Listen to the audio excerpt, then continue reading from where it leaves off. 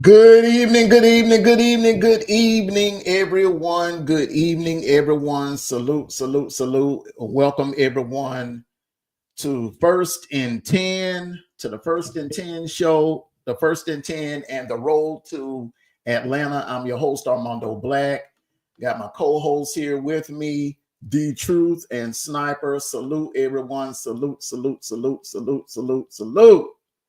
What's going on, fam? Happy Friday. Happy Friday. Yes, sir. Yes, sir. D-Truth. What's going on, my boy? I'm here trying to get a little some stuff done, you know what I'm saying? But we're here. We made it. Man, hey. I got to tell you, I miss y'all so much. We haven't had a show in about 2 weeks, man. I miss y'all brothers, man. Bro, we just... Yeah, it had been about 2 weeks since the SEC championship game. Yeah. Salute, salute, salute, salute. Scott, salute, bro. Salute, salute. Your Irish is in action. And speaking of the Irish, I call a little bit of game day. A little bit because the game day came on at 3:30. Call a little bit of it. They was interviewing Kirby and the entire crowd. The Notre Dame side and the Indiana side, they were all chanting, "We want Georgia, we want Georgia, we want Georgia." What do you think about that, Sniper? Oh, Lord Jesus. You know, there's plenty of times that I say I want some real spicy Mexican food, and it comes back and bite me in the butt. You keep on asking for it. And what's going to happen is you're going to get bit. Y'all got to learn your lesson. You got to learn your lesson. Just be humble. Be happy you playing the game today. Be happy that you get to represent your town and your state. And play some good football tonight. Don't be looking ahead. Don't be looking ahead, because you asked for a bulldog. most likely that lockjaw jump down, pipe down on you, and you'll be through for the day. You see him? You see him? He said, "We want Georgia." Scott, worry about Indiana today, big bro. Worry about Indiana today because y'all got a task Has in Georgia front of played you. Notre Dame? What? Have Georgia played Notre Dame before? Georgia have played Notre Dame before and beat them. Yeah, so that was like, look, this right here is the battle of Indiana. Am I right? yeah. So who gonna win the state? Who gonna win the state of Indiana? That's what I want to know. Bruh, that's what they need to worry about. They don't need to be worrying about anything else besides worrying about who they want next. Absolutely. Absolutely. Well, man, we're gonna start off with some breaking college football news. We got 3 major headlines. I want to start off first with congratulations to Diego Pavia. You joined Ed O'Bannon as one of the few athletes that have taken the NCAA to court and beat them in court. He gets granted another year. Talk about the love of college football. This kid loves the game of college football so bad. I'm quite sure an NFL team would have picked him up now. I'm quite sure with what he put on tape in that Bama game and that Kentucky game. I'm quite sure. And he didn't play too bad against Texas either. I'm quite sure that some NFL team would have picked him up for the practice squad, or he could have been, a backup for somebody. But this kid loves the game of college football so much, he decided to come back for, he fought for a 6th year of college football. The JUCO year, they declared it didn't count against him. So he gets 1 more year of college football. What do you think about that, D-Troop? I'm gonna start with you, D-Troop, and then Sniper. I'm gonna go on to you. I'm gonna say this: if all that did was open the door for other JUCO players, you know what I'm saying? All that did was just open the door. Cause I look like this right here. If another JUCO player, not as of his status, would have tried that, they wouldn't have granted it to him. That'd be real. That'd be real and honest. That play, let's just say let's just say a linebacker. He had good stats and it's not up there. Wanted to come back play another year, get another year eligibility, but with the JUCO route. And his name ain't SB. I don't think they would have granted it to him. To be honest. What y'all think? Indiana's a great team. Is a great team. Indiana's a great team. Had a great season, but since Northern Illinois, we had been focused.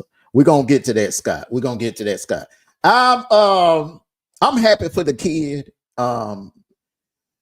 His reasons for deciding to come back, they're personal, so I'm not gonna really get into it, whatever the reason why he chose to come back to college football. But this does actually open the door for a lot of kids that you don't have to feel like you have to rush off into the NFL or rush off to try to get money in the NFL. You can stay right here in college. You may not be able to get a $10 million contract or a $15 million contract, NFL contract, but you can stay here in college and get like 2-3 racks, at least 100,000 here, 100,000 there, maybe $1 million if you're good enough. So you don't have to rush off into the NFL and chase the bag. Plus, that education is very important, because with the way the game is being played today, players are bigger, faster, and stronger. So you need that education first. You need that education So just any your career could end on any given snap. On any given snap. So I'm happy for the kid. I'm happy for the kid too. We So just got to be. Go ahead. I think you on delay. Go ahead. I think you on delay, man. Go ahead. Go ahead. Snap. Okay, I'm happy for the kid too. My thing is, and everybody, you can get paid in college now, which is killing. And I'm gonna stick to it. It is really killing the game, college football game. Now, these kids bring in this money. They deserve something. Okay, we're not gonna talk about that. But to be able to play 6, 7, 8, 9 years in the college profession, I feel as though they're scared to go to the NFL. To make that next jump. We're gonna keep it simple to stay in the college level. You got this dude that's been in college for 9 years. How in God's creation are you in college for 9 years? Playing college football. Now for this dude, I don't think it's I'm not gonna knock him for that. I'm not gonna knock him for that. Honestly, I'm not gonna knock him for that. What's the big hurry? But why we prolonging it? But here's the deal. And the only reason why I said it, you're 20 and 9 years in college. Would that put you at 26, 27, 28? There's a shelf life for each position that plays in the NFL, right? Because most people who go in the NFL, it's the wear and tear. Your body starts slowing down as you getting older, right? But to stick around in a college level for more than five, I give it more than 6 years. Because some people do you can stay in 4 years, you get your bachelor's, 6 years, you get your master's. If you're about that college life, whatever have you, that's a good thing. Like you said, the education is needed. But bro, what are you doing in 9 years of college? I don't think it's been quite 9 years. Man, blowing out, but I don't think it's been 9 years. What's the oldest dude? I don't think it's been 9 football, years. right? What is the oldest dude? It's been probably. I think it's been kind of like what Cam Rising. I think about 5 or 6 years or something like that. No, but my thing is, go ahead. No. I was just saying, there's a dude that's been in college for almost 9 years. And why? I understand 6 years. This brother that's coming back because he was a JUCO. He gets opportunity to play one more year, get his name on the map. And he's not about the bag. He wants to finish college. He wants to get his name out there. And like you said, he could have been picked up this year, but next year he does well. His draft stocks go up. That's more money for him, right? But these folks who's just lingering around in college forever. Salute the Common Sense TV. Like I said, man, I'm not gonna knock that. Usually when players do that, they're honest with themselves. They know they're not ready to go to the next level. And you know what? I would advocate allowing a kid to stay in college. To be eligible to play college football up until he's 30 years old. What the? I would advocate for that, because guess what? It's already happening at BYU. Them are grown men. them are grown men. Anytime you line up against BYU, you're going up against 25 and up. But you gotta look at this right here. BYU and schools like that, they go on missions. You see what I'm saying? So you can't add that in the equation. You see what I'm saying? It's just like people go play for the military, Army and Navy Academy. Guess what? Before they can go, even if they get drafted, get what they got to do. They got to serve out their 4 years. You see what I'm saying? But if your eligibility is up, and you know your eligibility up, I don't care how bad you want to play, and you go to the court to try to get a 6 year, 6 year. You know what I'm saying? They kind of, especially if a kid behind you that you finna leave, and he got a shot at the starting quarterback position, and you go do that, just that gonna. And let's say the kid behind the good. Guess what? Mm. Oh, he coming back. Guess what? I'm gonna transfer somewhere where I know I'm gonna go get the play. So I'm saying now you lose a quarterback. I'm not saying it's a bad thing, but at the same time, you don't use your look. All the people don't use up all that kind of eligibility. The coach don't have to keep him. Like Clark Lee, I doubt if he plays for Vanderbilt. I seriously doubt he plays another snap for Vanderbilt because Vanderbilt already has the kid, the 5-star kid that's going to start next year. The guy that they're comparing to Lamar Jackson, he's starting next year. So a coach don't. That's just like when we won a national title with Stetson. JT had another year of eligibility. He wanted to come back. Kirby said, hey, look, kid, you might want to go on to West Virginia because Stetson is going to be our guy next year. The coach, he reserves the right to, appoint whoever is going to be his starter. Just because that guy decides to come back doesn't mean that the coach has to automatically give him a starting position. The same thing is probably going to happen at Texas. Ewers is thinking about coming back because he's been hit with a lot of injuries this year. He hasn't had a good season. Now, I don't blame him. His stock has went down. Remember, man, this dude was doing Dr. Pepper commercials in the beginning of the year. He was anointed like, a Heisman finalist. He got nowhere near that. He did not have a good year. He's this close to being benched if he doesn't have a good game tomorrow. So it would be in his best interest to maybe come back for another year. But I wouldn't come back to Texas if I'm him. I would go somewhere else, maybe like TCU or Baylor. Not to Texas. One thing you saying, but he got another year eligibility. You see what I'm saying? No, he don't. Saying, I mean, where it's the COVID. It's the COVID. The COVID. Salute to you, time. It's the COVID. Hey, the one thing I disagree with you on is letting these fools stick around 30 years old to play college football, bro. Hey. I can't agree with you on that, bro. I mean, it's already happening at BYU. And when you play Army or Navy or BYU, you playing against 30-year-olds. Air Force, Citadel. You playing against some late 20s, guys in their late 20s. Yeah, and they're 21, 22, because like D Truth just said, though, after their 4 years in college, they had to go serve time in the military. They have to go serve in the military. And then I mean, you think about just like the Admiral for the Spurs. He had to go spend 4 times in the Navy. 4 years in the Navy before he was able to pick up a basketball and play.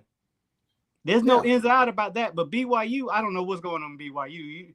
But to go from 21, 22 was the average age of graduating college. Because you go in 18, 4 years later, you're 21, 20, or 22, 23. Then you're supposed to go, you go to NFL. Now people are sticking around just to make money in college football, which is peewee to the NFL. It seems like people are now more scared to go to NFL and take an easy way out to get $50,000, $100,000. Well, $1 million. And not everybody in there is making $1 million, right?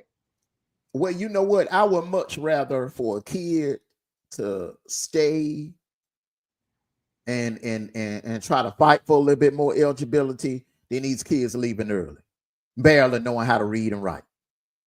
You remember, man, what was going on back starting in the mid 80s and the 90s, especially, where guys were coming in and playing 3 years. It got so bad in the early 2000s where A kid will play 2 years and then they'll purposely do something to purposely do something to violate an NCAA rule so they would be suspended for their 3rd season so they wouldn't take any risk of getting injured. Look what Jadeveon Clowney. Look at Jadeveon. Perfect example. So hell bent on getting to the NFL to make money. He just, he played half-assed his junior year. He was nothing like he was his sophomore year. And then he would salute to you, Sikkim. And then he went on into the NFL, but he wasn't ready.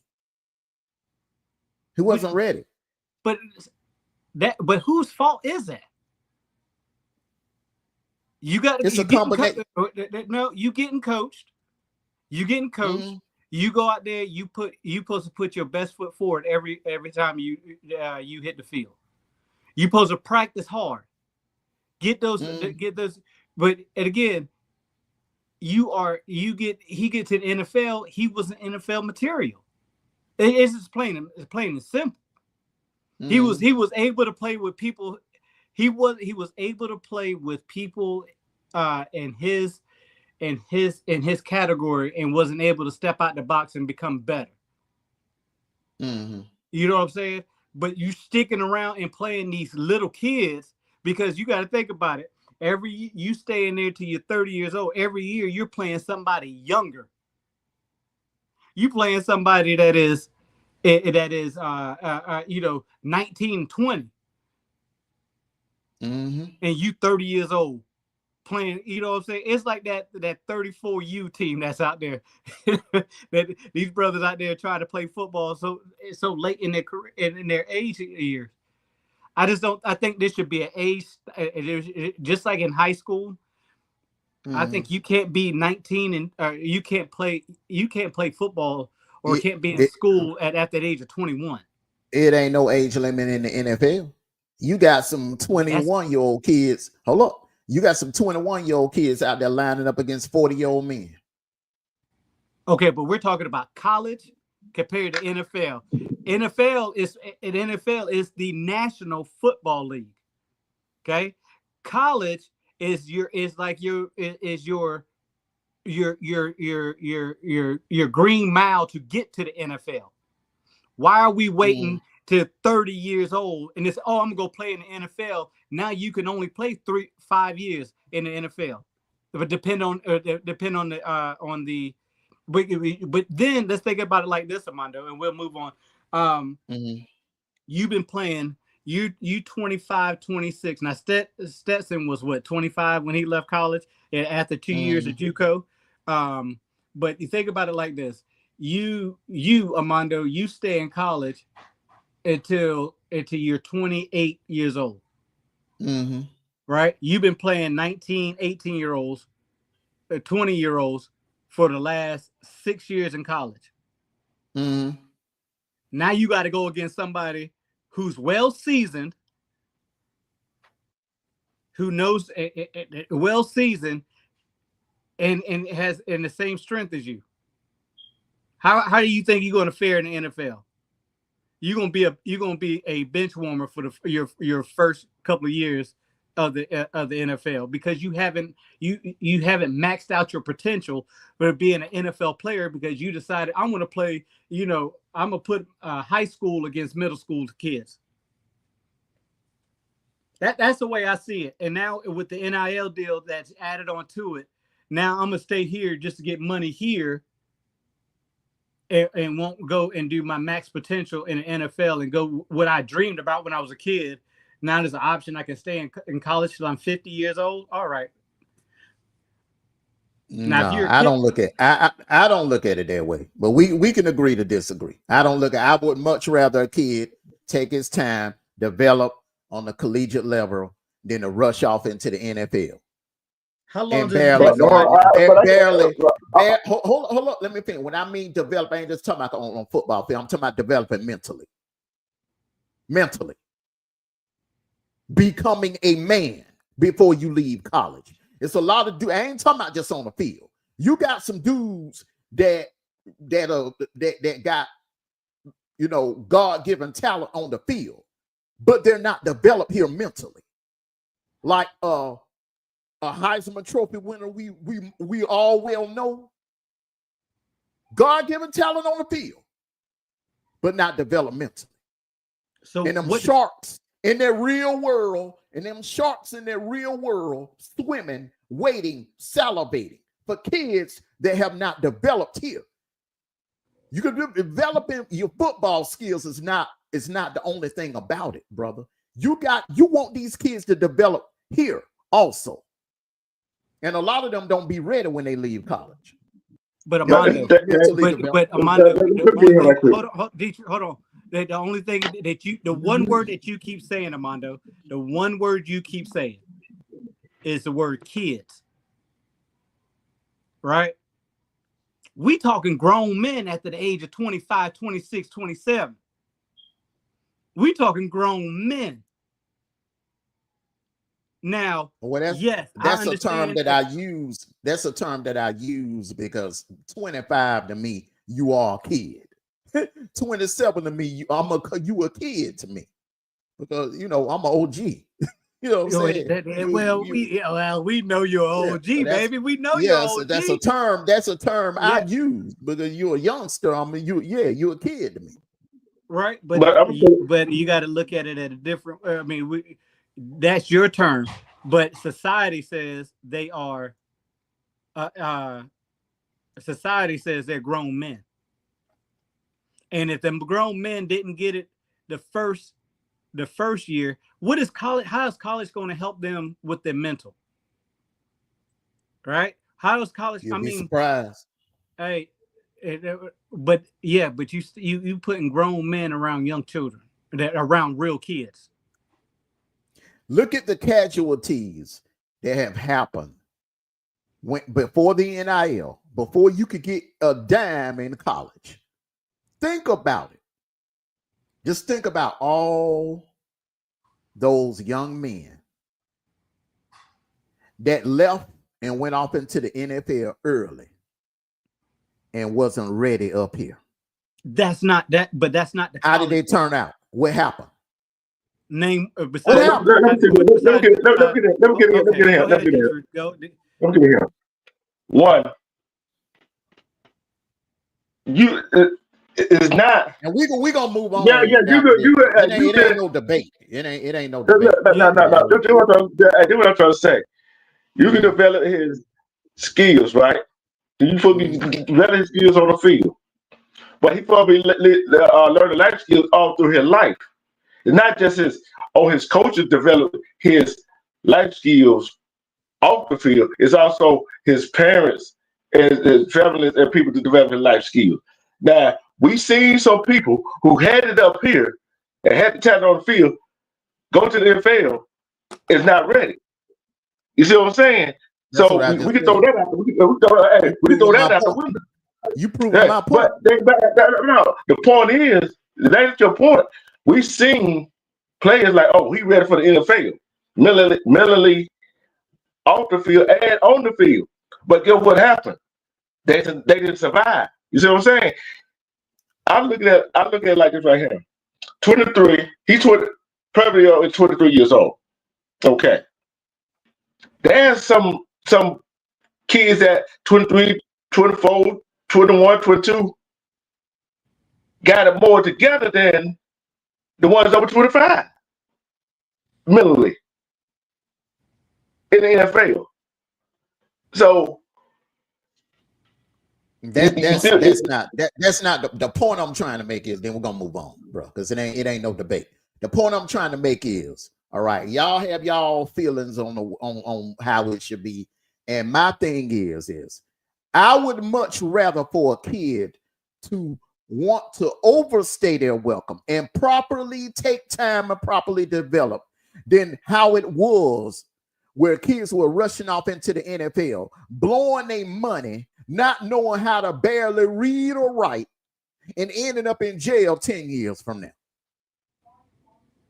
Ending up like Lawrence Phillips, ending up like Ray Caruth, going out there like DeAndre Baker, doing dumb crap because they were not mentally developed as a grown man. By age and number, they was a grown man, but they wasn't a grown man up here. That's all I'm saying.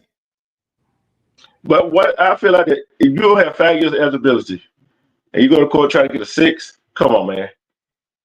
Either you're mentally ready, you're physically ready.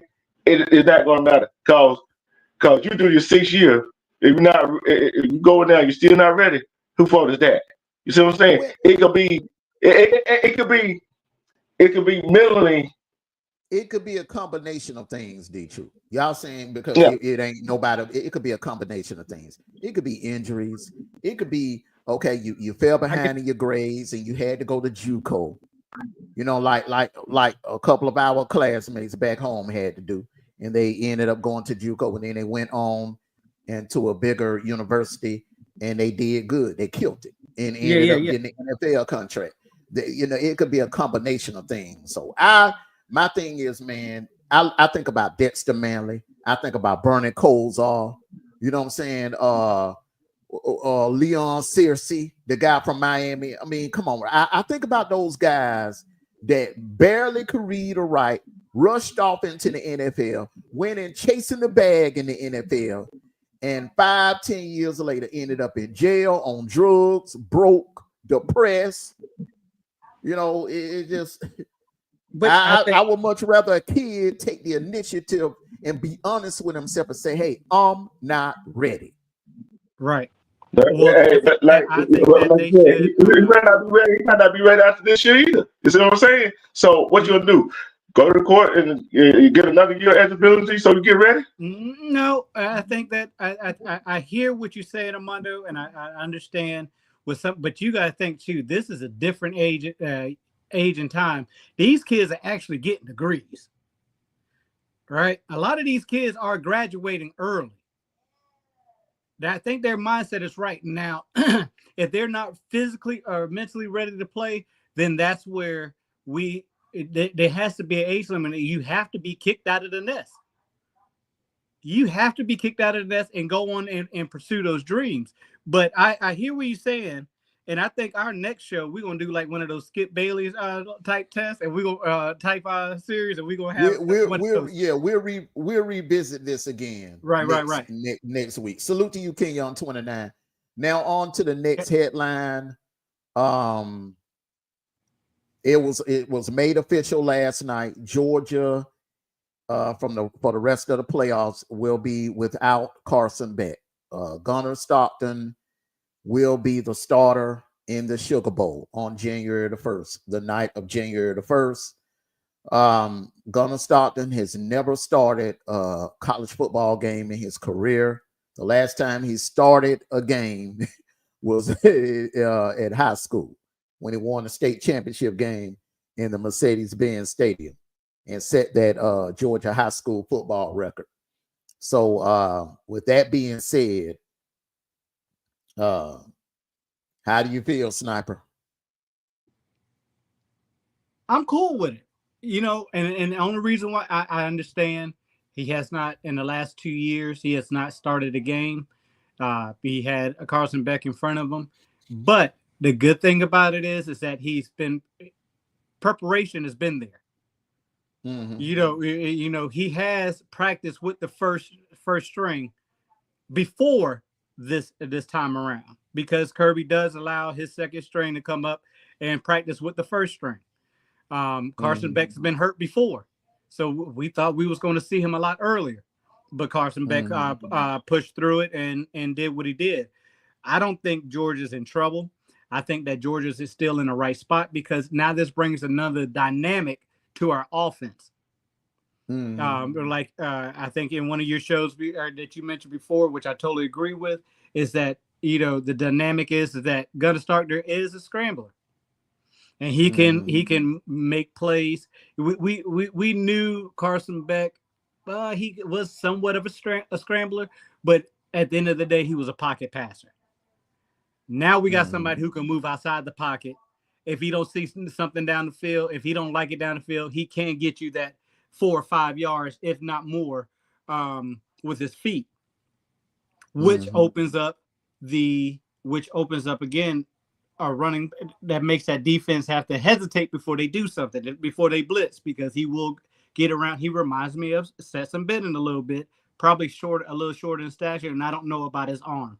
I've seen it in spring practice.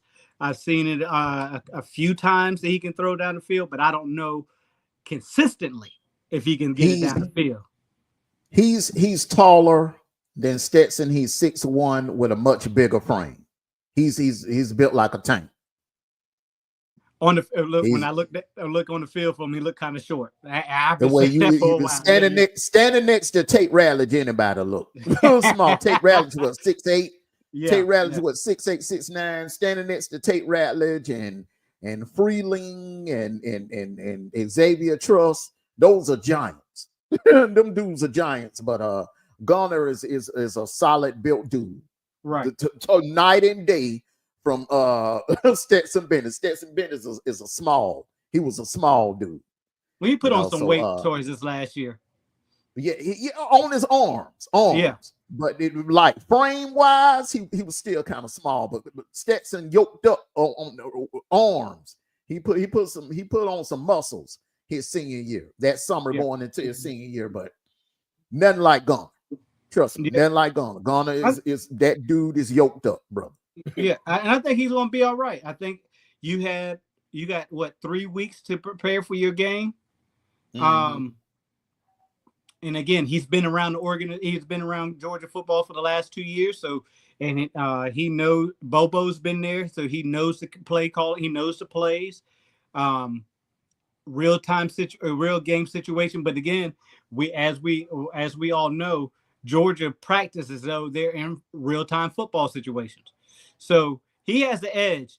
I think the defense or whoever we play, Indiana or Notre Dame, they're not going to have much tape on him that makes him dangerous. So if you look at it that way, and we're gonna feed them too much tonight when it comes to, we don't know who Georgia's gonna play, so we'll revisit that next week. We will have a road to Atlanta next week, even though it's not going to be a game until New Year's.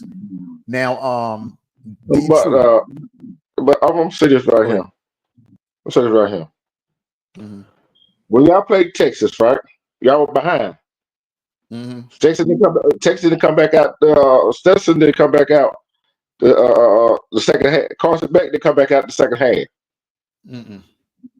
So that was how much pressure was on him to play that second half and bring y'all back. See what I'm saying? That's what I'm looking at. So whoever y'all play, he ain't gonna be no deer in the headlight. Put it that way. So yeah, I agree. Go ahead. I agree with you, D-Truth. He got a good half, but to know you're the starter, when he sees that 15 minute on that first quarter, and he knows he's the starter, is how he reacts to that. But I think that they have prepared him enough throughout his years being a backup, because you never know, at any time you could come in a game, and he's been eager, he's been hungry. And even when he does come in the game a couple times throughout last year and this year, he has shown that he could be a field general, but he also will smoke you with his feet. He's a smart kid. Like I said, Georgia is a good hand with him at quarterback, because any other kid, the pressure would have been great to play that second half and bring y'all back to win that ball game. Hey, tremendous. Now he get to start with the clock with the time at 15 minutes to score 0-0. You're right. You're right. And the other players responded well to him. So that's a good thing. So I don't think Georgia got to worry about it. They got to worry about so Indiana, Notre Dame, y'all worry about each other tonight. Okay. Now on to the next headlines. Your Auburn Tigers. Big splash. Eric Singleton headed to the plane. So now you have Singleton, Coleman, Jackson Arnold. Well, Simmons, yeah. And Jackson Arnold, 9 times out of 10 is going to be your next quarterback, your starting quarterback next year. And then we got Then you add in the fact, let me finish. You add in the fact you guys are right now, I'm thinking you're at number 6 recruiting class in the nation. That could change. That could, you guys could end up being at number 4 by February on the next signing day. What are your expectations, man? Because y'all playing big ball in the off season.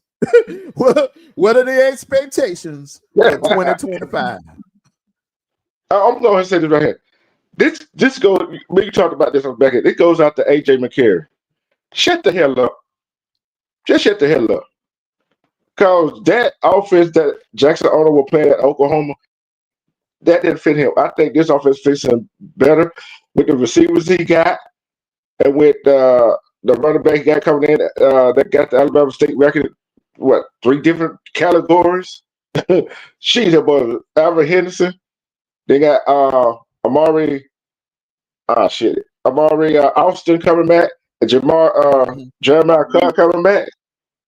Come on. And then we got the defensive linebacker that was going in the transfer report, but he came back. A big plus. So I'm looking for a high ceiling. I'm not looking for a double-digit wins next year. Oh, would I be happy to get double-digit win next year? Yes, I would be.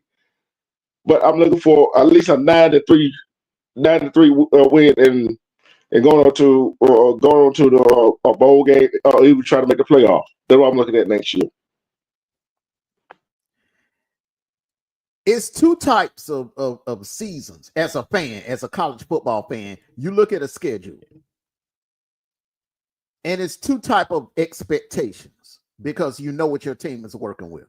You know, we knew, Sniper, coming into 2021, we were loaded.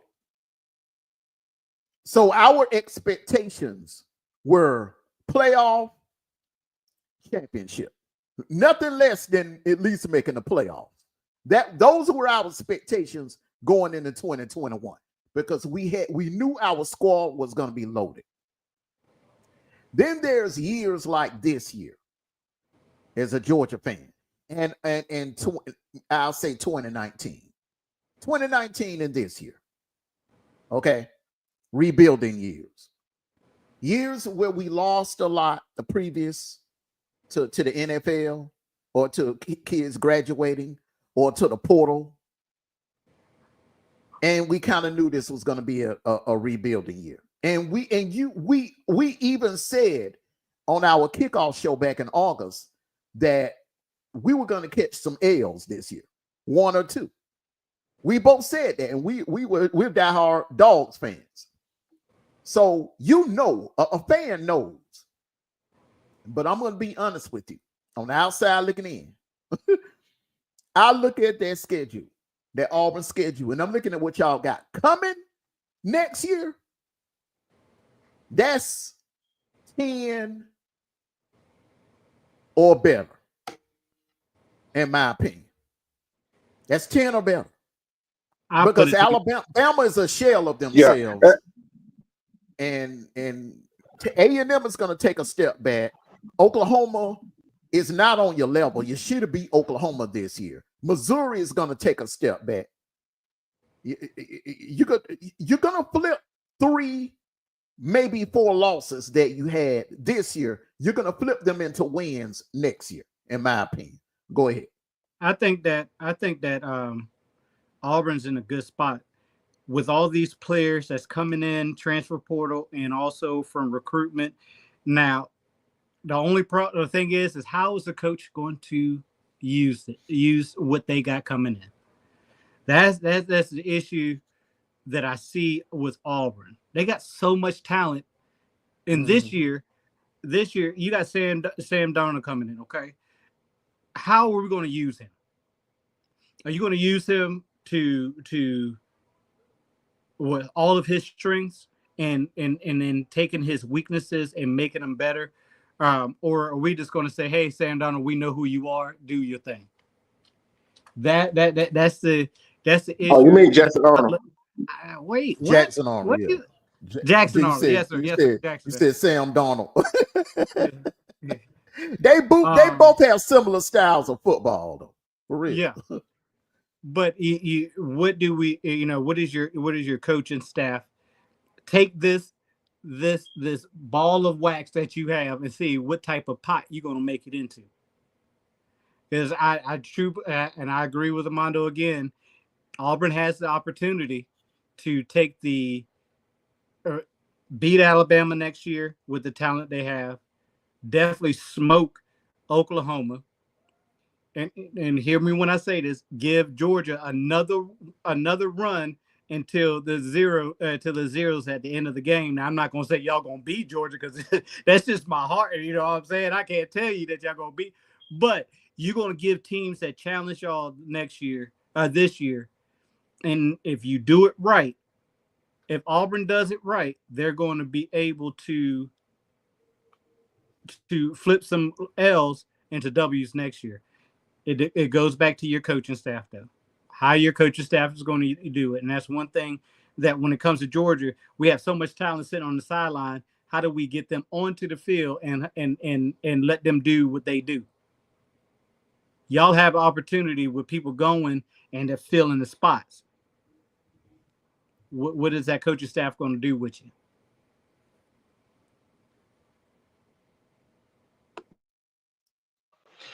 With him, I think he a little more mobile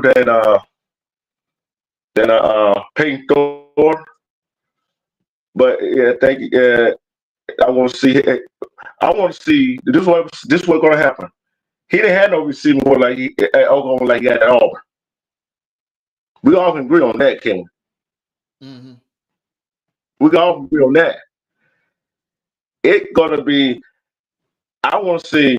This is what I want the coach to do is let's use the running back. Let play action, RPO. Let them try to throw the ball all the time. But yet, when they throw the ball, let get it down the field, make play routes. Yeah. Hey, it's going to be a good year. And I'm looking at next year as like I did 2013. We see how 2013 turned out. Nobody expected hardly nothing from them. So guess what?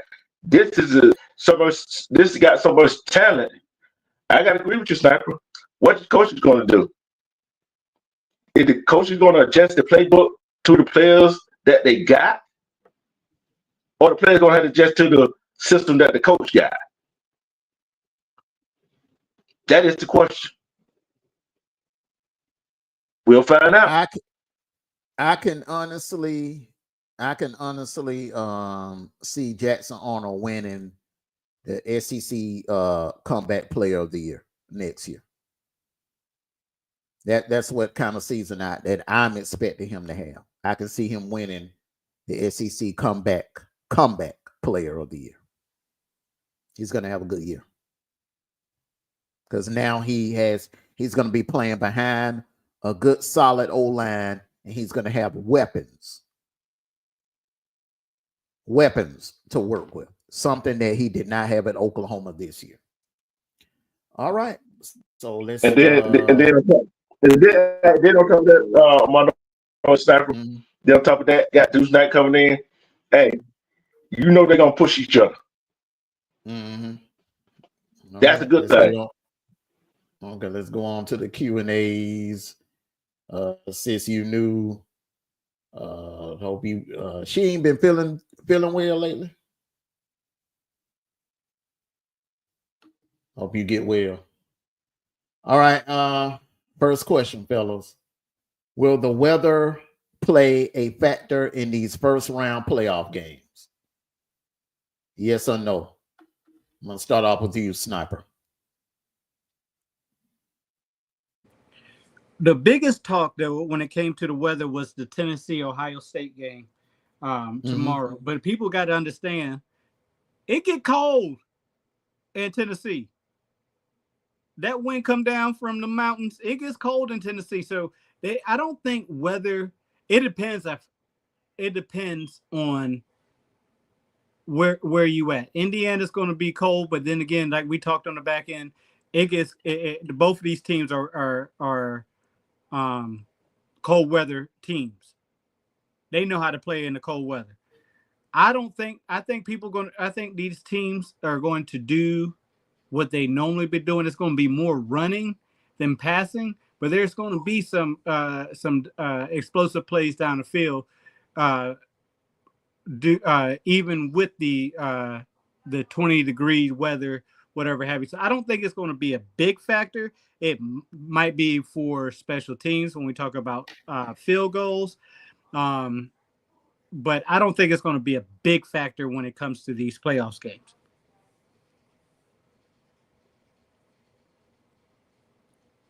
D-True?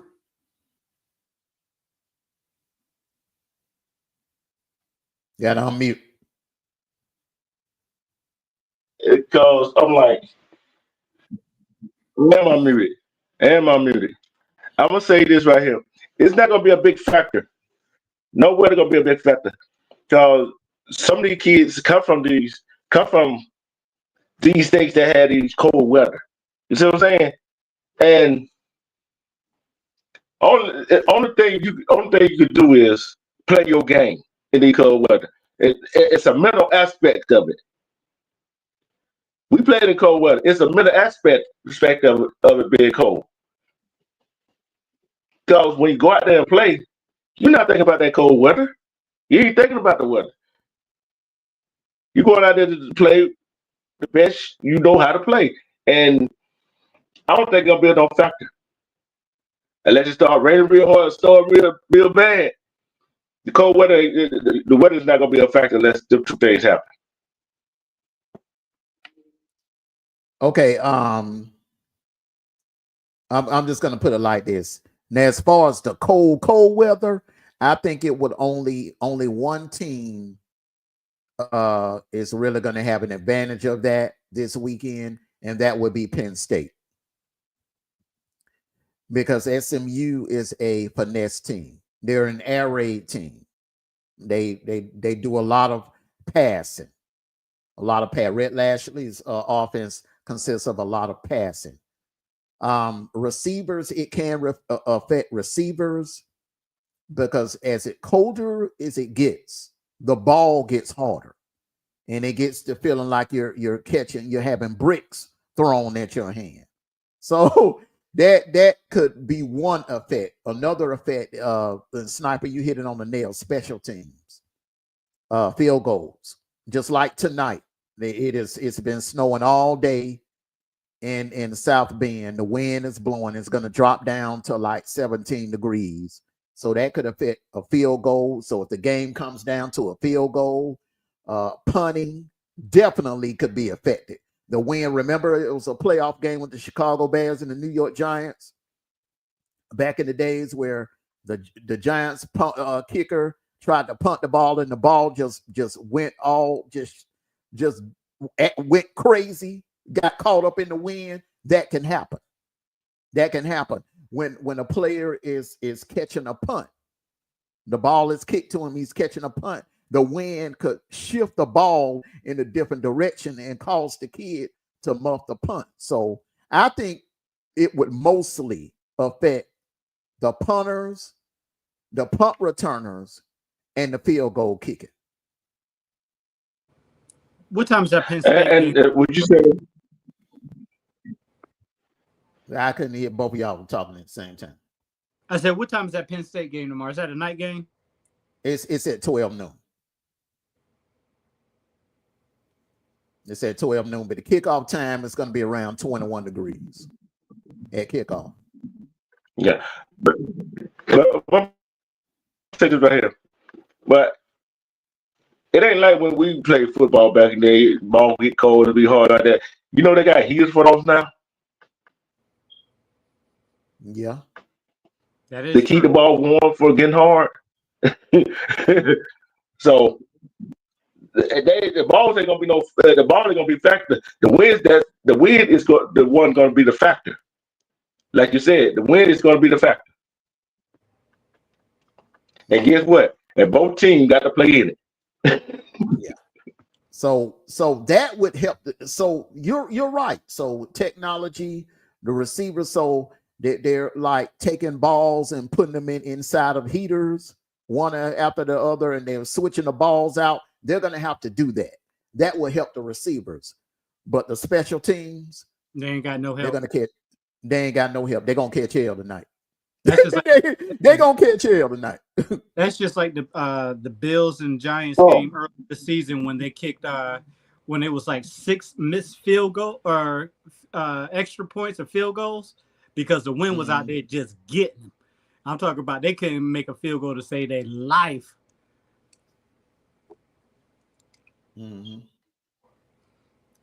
What's your next question? All right. Go on to the next question. Which QB do you trust in tonight's game? Rourke or Leonard?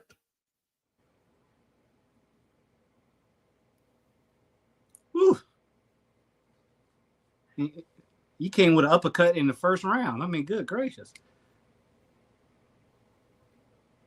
D-True, go ahead and answer that question first, bro. You got to come off mute.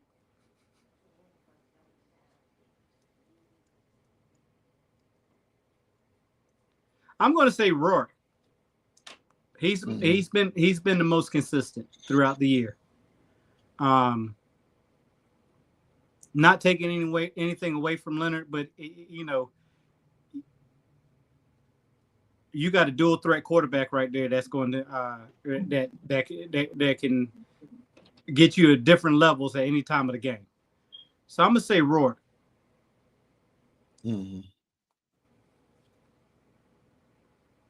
D-True?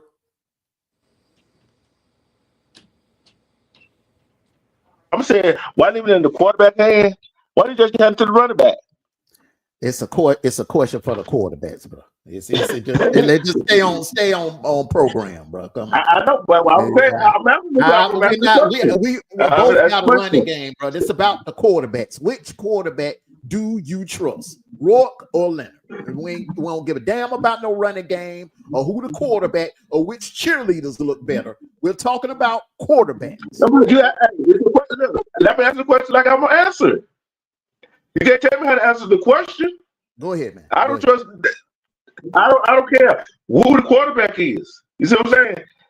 It might not come down to the quarterback. Oh my God! Although Rookie's good at what he does, Rookie's good at what he does. Leonard's good at what he does. You see what I'm saying? If the question is, that should be the question: which one gonna try to do what they supposed to be doing? That should be the question. Which one? And I think Rook gonna be the one to try to overdo what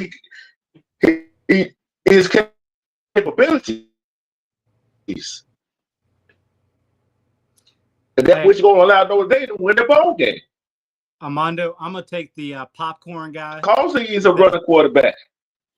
Okay, let see what I'm saying? So okay, let me go ahead and answer. It ain't no debate. It's a question. It ain't no debate. It's a question. Let me go ahead and answer the question. Okay. All right. I would trust Rourke more than Leonard because Rourke actually saw not one, but 2 damn good defenses this year. Michigan and Ohio State. And he did pretty damn good against both. The game against Ohio State, a lot of people got to remember, it was the special teams that messed Indiana up.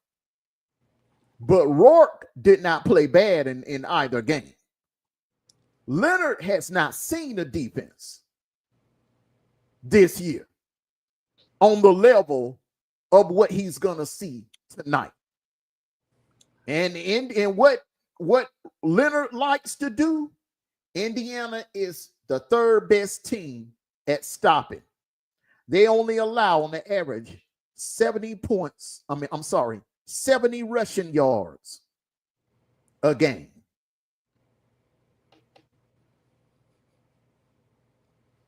To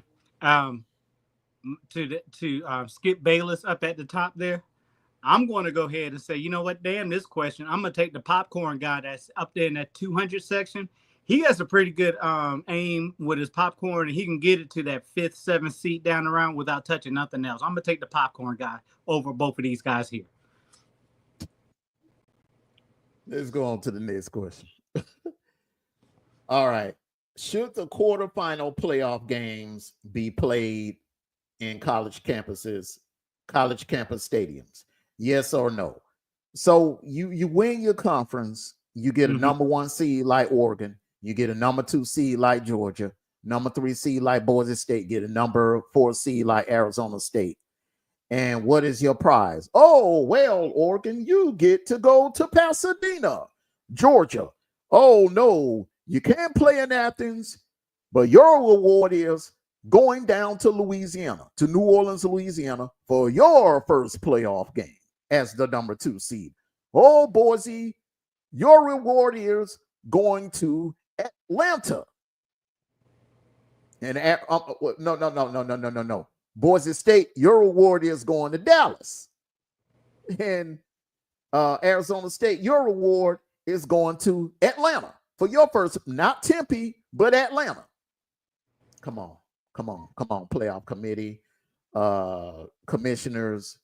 We need another campus game. The quarterfinals need to be on campus as well. First rounds, and you're going to see that these games on campus they're gonna have a different, and I mean they are gonna hit differently than those neutral site games. You're gonna see tonight how lit this crowd is gonna be. You're gonna see tomorrow how lit Happy Valley is gonna be, how lit Austin is gonna be, how lit Columbus, Ohio is gonna be. Committee, give us that quarterfinals also needs to be on campuses. I totally agree with you. And it's another thing is, from a fan standpoint, as you were saying,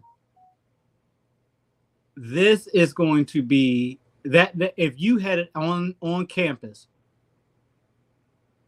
that means a lot more to the fans than driving or flying or have to find a hotel for this game in New Orleans or Vegas or wherever they got to go. They should have these quarterfinals. You gave it to the lower seeds that they get a home game. Why doesn't the higher seeds get a home game? And it's just not fair.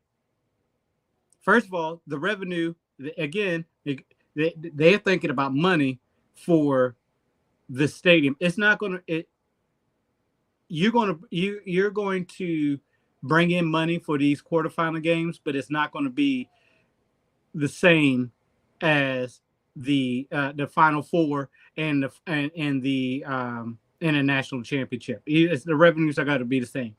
Now, if they're thinking about these stadiums being able to hold more people, because you got to think quarterfinals are going to draw more people. I could see them, but it should have been your hometown.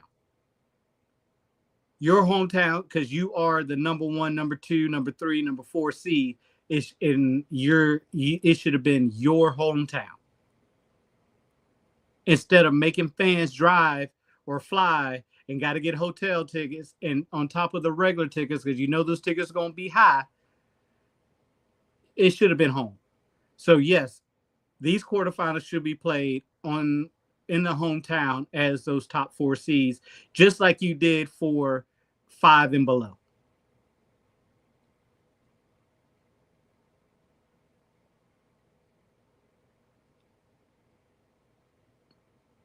I'm gonna say this right here.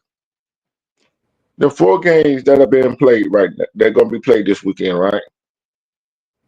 One should have been the Rose Bowl, one should have been Sugar Bowl, one should have been the other 4 big bowl games, right? And the bowl game that the semifinals is played in should have went to 8 other teams, so the top 4 could get that home play that quarterfinal at home. Saying, why would I want my team to try to get the 1, 2, 3, 4 seed for when I could just play for 5 to 12 seed, 5 to 12 seed, 5 to 8 seed and get a home game? What is the incentive to get the top 4 seed just to get a bye?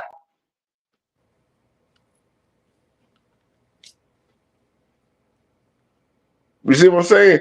What is the incentive to win the top 4 seed besides the bye? No home game, nothing but the bye. Just get the best player, get players better that you got injured. But 5 through 12, or whoever on that 5 through 13 or 14 line, they plan trying to get 5 through 8 seed. They got something to play for. We get if we get in the playoff, if we get the 5, 6, 7, 8 seed, we get a home game. That's which is a better incentive of making the playoff? A bye or get a home game?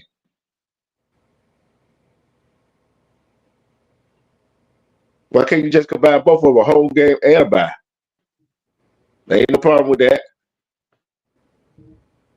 Well, it depends on who you draw. You ask Ohio State fans, they wish they probably somewhere wishing they could have had a bye instead of hosting Tennessee. I'll just say it depends on who you got coming in, and I think you can ask that same question to Texas fans as well. But the committee's got to look at it not only as a revenue, but they got to look at it at a fan standpoint. Your team is number 2. We would like this, as a Georgia fan, my team is number 2. Our team is number 2. So I would love to go, and if I had the opportunity, I would love to go to Athens under the red lights at night, freeze my butt off to watch my team play.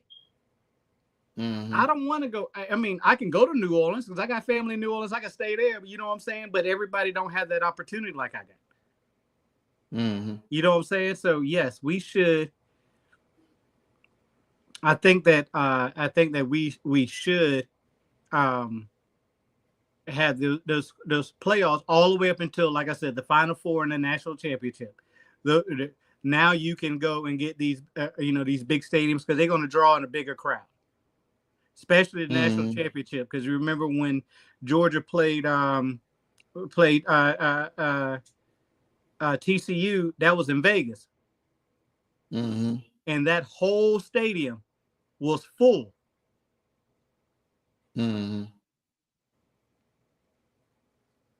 That's just my point of view.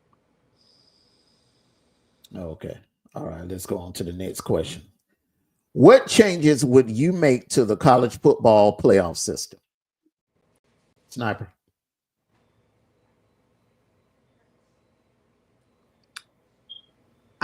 One thing I would change is that, one, if you're not in the conference, you can't play in the conference championship. You can't make it to the playoffs because that's because you're not given you're not playing the best of the best. 2, for those teams that's the reason why I didn't like it going to 12. And remember, I've been saying this since last year when they came up and said it was going to go to 12. You're putting teams in there that's undeserving. You're putting teams in there that, again, didn't play anybody. Their strength of record is out of whack. And you got teams who have a strength of schedule that that deserves to be in the college. You can't put everybody in the college playoffs. Look at Army. Because who they played, they went all season long until they got to Notre Dame and lost the game, and then they lost to Navy. So, but if they had opportunity, they would have played a little. I believe they could have beat Navy to make it into the college playoffs, but they can't do it. So that's the reason why I say I didn't like it at 12 anyway, because you're putting teams in there that you think is going to bring revenue to the college football's financial bank account. So me personally, I would shorten it back down. And I know I'm going to get some hate for it, but I would shorten it back down. You win your conference, you're in. You get into a conference championship game 1 and 2, you're good. And then you got to find spots for other league, but everybody has to be in the conference. Everybody has to have a conference championship game. And if you don't play your game in the championship game, you should not be thought of to be put in the conference playoff system.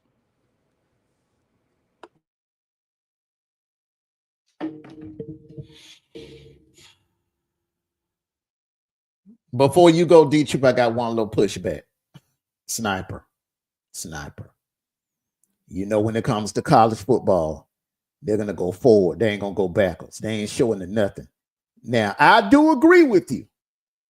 It was overkill to do 12. But for them to take it down to 8 or to 10, that would be financial suicide, because the college football world is spoiled now. I don't want to see them expand it past 12. I think that right there would be the beginning of taking something so beautiful and destroying it. Because one thing I don't want to see, I don't want to see no 3-loss or no 4-loss teams in no damn playoffs. Like what you see over there in the NFL, where you see 7-9 and 8-8 teams getting in the play. I don't want to see that in college football. Not even when it comes to my Georgia Bulldogs, our Georgia Bulldogs. I don't want to see them getting in at no 8-4. No. Leave it at 12. Please. Sankey and the rest of the commissioners, leave it at 12. No more. Leave it at 12. Go ahead, D-True.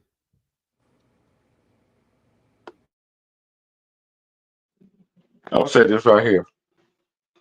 I agree with Snap on one thing.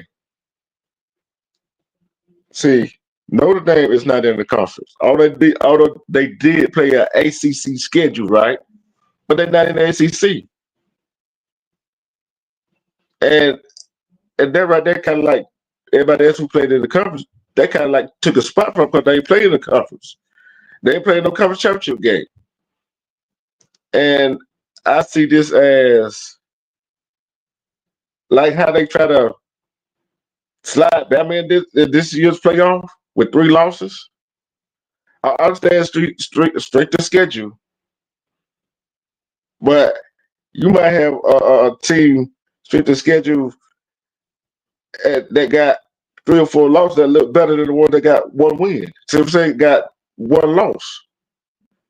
But thing is, if you got to look at they got to look at this right here. What is your first criteria? What is your first criteria?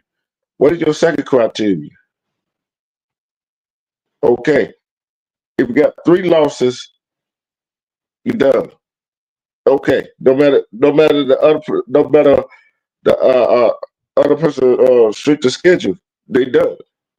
Can't go back on that. See what I'm saying? And then the stricter schedule comes into play. Once you got them 1 or 2 lost teams in there, all right, let's see who got the strongest stricter schedule. Who played who and how they fared against common opponent. See, if you do it that way, it won't be no problem. But like you said, they're not finna go back down to 8 teams. Only thing they're gonna wind up doing is going up to 16 teams. But what I told Armondo on the back end, the FCS got playoffs, got a playoff, got 4 teams in the playoff. The commissioner, these one that on the committee, that the football committee, playoff committee, need to go talk to ones on at the FCS, see how they do it, and learn from them. They didn't learn from them how they choose the teams to get in there. No, I don't like their playoff structure. It's too many damn teams in it. I do not like their playoff structure. I ain't about to add more teams. I ain't about to add more teams. I said, see how they get these teams. How they, you know what I'm saying? What I like what the FCS is doing is they're playing the playoff games on campus. Now that's what I love about the FCS playoffs. What I disagree with is they don't went up to 16. That's too many. My thing is, when you go that high in the playoffs, you're taking away from the conference championships. You're taking away from that. You don't have to win. You don't have to. Why would you try to win your conference if you can still get in with 3 or 4 losses? Then you're gonna start having teams doing load management. D-True, Sniper. That's something else we don't want. Well, like if you 10-0 or going into your last couple of games and you start sitting out players, you cheating the fans that done paid their hard-earned money now to see their favorite players play. They sitting out. Load management. They're sitting out getting ready for the playoffs. We don't want that in college football. Yeah, and that's true. And hey, listen, and to both of you and to the people watching, I understand we can't go backwards. I was saying the question was asked, what would I change? That's what one thing I would change. But again, just like you said, you got the load management, you got the players who are going to be like, oh, you know what? I don't want to feel like playing this game right now. You know what I'm saying? We got a big game, and they'll start doing that when it comes to, okay, we're going to play UMass, and we're going to sit our starters out and just play our second string against UMass. We take an L. Now you got fans uproar. The one thing that college football does not do well is that they only look at their own pockets, but they don't look at these fans that come and watch these games. They really don't. They really don't look at the fans and how the fans love to watch this game. There's more fans in college football than there is in NFL football. Yes, there's more teams in college, but there's more fans to watch. There's probably more fans to watch Georgia, Alabama, Tennessee, Oregon than it is to watch the whole football NFL. Okay? So what they need to change is they got to change it to make the fans hungry to watch, because any college football fan know when January ends, we're waiting for April just to see a spring game. And that's just 3 months away, 2.5 months away. And then at the spring game, we got to wait until August, and we're hungry for it, but they're not giving us something other than to see our own teams be to give us some type of, some fruity pebbles or something so we can be hungry for it to watch the games again. It's all about their pockets.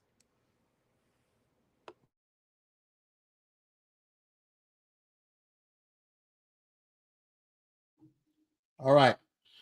Next question. Keys to victory for Indiana tonight, D-True. Play your game that got you there. Play the game that got you there. And keep doing what you do. Run the ball. Hey, do the thing that got you where you at now. What else can be said? It's been working. You only got one loss. Keep doing what you've been doing. Snipe. It's going to be Indiana's Keys to defense. victory for Indiana tonight. It's going to be Indiana's defense. That's going to be their key for victory. You can stop the run, like you said. They only give up an average of 70 yards of rushing per game. All right, but can they stop the air attack? Mm-hmm. Can they stop the pro action? Because it's Notre Dame, watching them a couple games this year, they do have a lot of, I want to say, tricks in their bag, but they got a lot of plays that we haven't seen yet, and it's been building up to it. Can you be on your toes on the defense and stop and be that brick wall for anything that comes your way? So my keys to victory for Indiana is going to be their defense. I agree with you, Sniper. The keys, I agree with both of you. D-Troop, you definitely dance what brought you to the dance, definitely. And what brought them to the dance, Sniper pointed it out. That damn run defense has been awesome this year. Awesome. You shut down one of the best rushing teams in the nation, held them under 70 yards. That Ohio State rushing attack. You held them under 70 yards. But Ohio State has something that I don't think Notre Dame has. They have weapons on the outside. Notre Dame does not have a Jeremiah Smith. Notre Dame does not have a Carnell Tate. Notre Dame does not have an Emeka Ibuka. They don't. They have a damn good running game. But Indiana they have a ferocious run defense.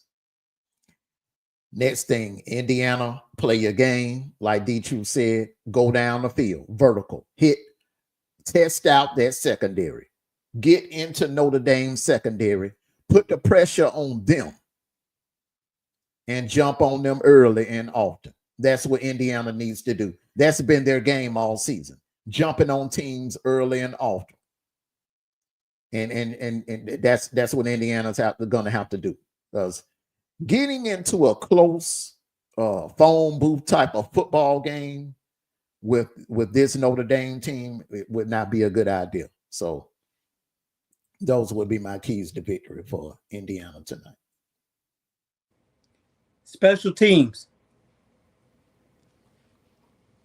I think special teams is going to be another victory, a key for victory for them. They're going to have to be able to flip the field. Mm-hmm. If they can't get nothing, they're going to have, and let their defenses keep them in the game. But special teams also is going to be that keys to victory also. Okay. Keys to victory for Notre Dame tonight, Sniper. Your offense is going to have to figure out that defense. One thing that Indiana does is they disguise their blitzes very well. So you're going to have to see that, and the offense line is going to have to see and protect as much as I can. I know old boy is a good scrambling quarterback. He can run. But as Alabama found out, you can't use that quarterback run all day, every game. And you can't do that against doggone Indiana. So that offense is going to have to figure out how to play this defense. I hope they watched a whole bunch of film the last couple of weeks to figure out what's Indiana's weakness when it comes to the defense. And I seriously think it's going to be that secondary. If they can nickel and dime them with some dump down plays, getting there. And the one thing that again, Indiana's defense is fast, so you can't go side to side. You got to go north and south. So they're going to have to be able to pass, and they're going to have to be able to figure out that defense. I think that's if they can figure that out, they can win that game tonight. Be true. Keys to victory for Notre Dame tonight. I'm gonna say this right here. They got to run the ball. They got to run the ball. Don't put that much pressure on them. They got to run the ball. And that defense got to stand up. That defense of Notre Dame got to stand up. We know that Notre Dame defense is kind of shaky. We know it. But the defense gotta have to stand up. They're gonna have to bring it. And they got to and know they gotta bring the running game. That's two keys to victory right there. Their defense and their running game.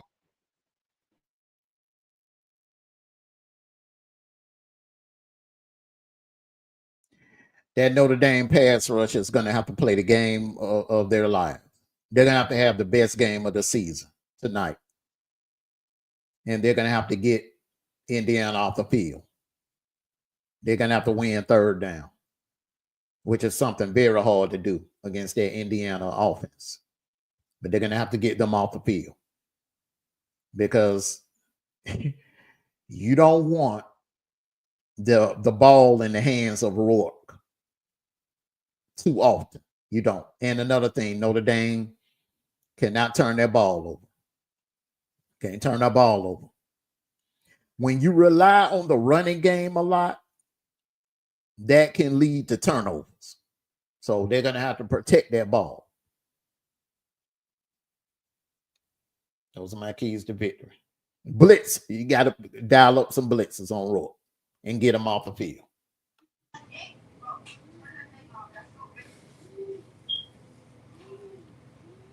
All right. And look like we're going to go into our picks.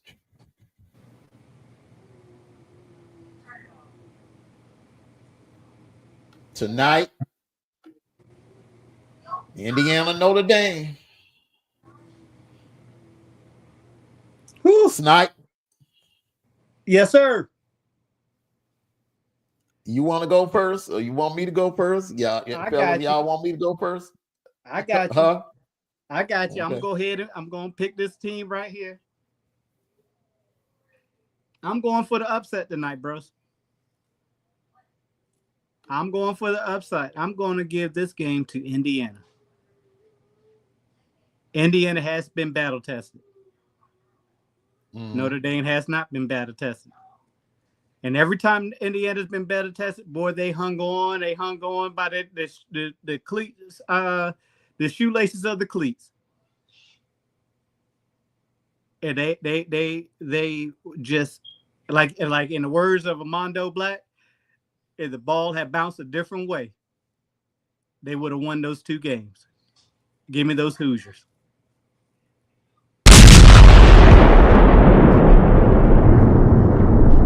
Well, I'm going to say this right here.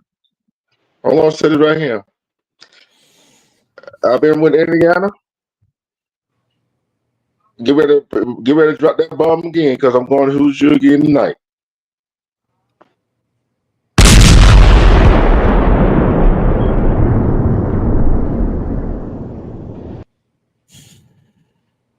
Armondo's on you. Stop looking around. If you think too long, you go. Come on, Armondo. It's a tough game.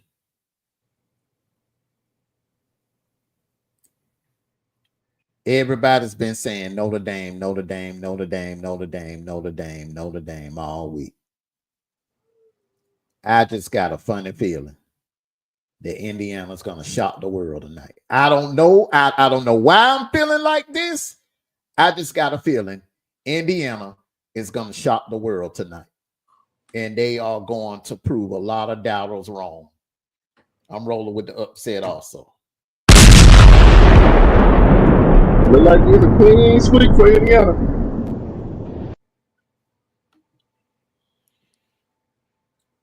And our last topic. What? Oh my God. Congratulations to, first of all, congratulations to Travis Hunter for becoming the 2024 Heisman Trophy winner. Now I want to ask you just an opinion. Now we ain't gonna stay on it too long. I just want to ask your opinion on this, Sniper.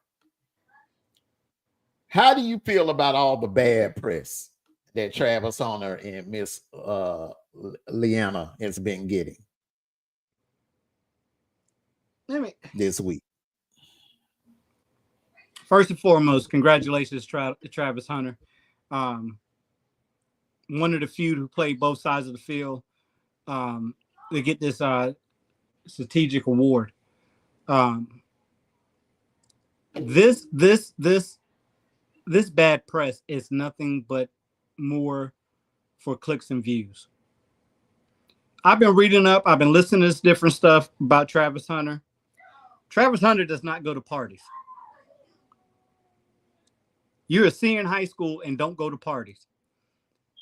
His girlfriend mentioned that when she wanted to go out and go to a party, he would drive her there, wait outside the party until she was done, and then take them home. That's just that's the type of gentleman, the type of man he is, right? Travis Hunter. Most people go out and buy cars and boats and stuff. This brother went out and brought a boat. Okay, his first NIL check he went out and brought a boat. Now he has 2 of them. He likes to stay at home, play games. Where is this negative coming from? Because the girlfriend likes to drink. The girlfriend is now, and I think I know where.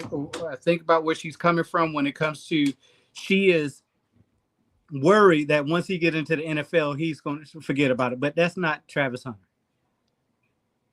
Travis Hunter's in love with this woman right here. And he wants a family, and he's like one of those that once he gets married once, that's a wrap, son. You ain't going no place else. The media has really tried to decimate this kid. For what reason? And there should be no reason. The man run the Heisman. He did everything right. He got hurt, came back 2 weeks later, and still did what he had to do. He played the game right.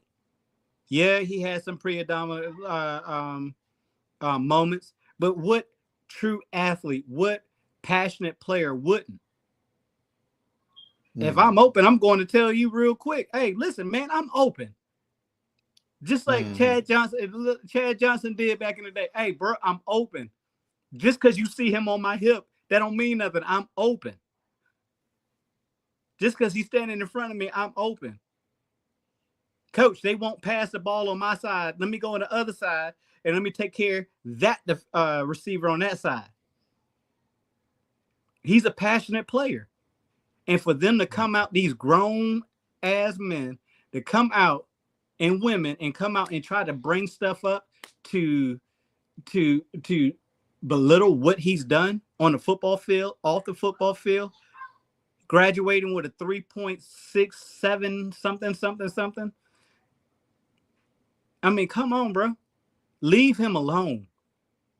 The media's got to leave people alone. He doesn't deserve none of that. He doesn't deserve none of that. She doesn't deserve none of that.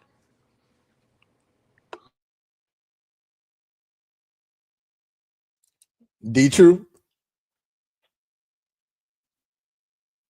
To use one of your lines, Armondo, that sounds very good. I'm going to tell you why it sounds very good. Because the media would be on them if she wouldn't have did what she did. Nobody knew who the hell she was. All she had to do was stay in her place. Stop trying to grab the spotlight from Travis Hunter. Not once, not twice, but 3 damn times. And you wonder why the media is on this. First, she showed him at his last football game in Colorado because he was only with the cheerleader. She don't know what been said. Then second, at the Adidas signing, she was acting a fool. Then third, at the Heisman Trophy ceremony, you my girl, nobody had to pat you on the shoulder, tell you to stand the hell up. She brought this on him. He didn't bring it on himself. She brought this up until she started learning how to think that's the problem. We want to pat a cake and hold these motherfuckers' hands. Now we ain't holding their hands. Stop putting your shit on social media. If you don't put your stuff on social media, nobody don't want that to talk about. If you start putting your stuff on social media and people find out you contradicted yourself with what you say, nobody had that to talk about. It's all on her, not him. Like that last video she made. Oh, I guarantee you, he didn't probably know she made that video. Sometimes you gotta know how to shut your mouth and stay out, keep your shit off social media and get out the spotlight. Let the man shine. The man can't even shine without her getting in the spotlight.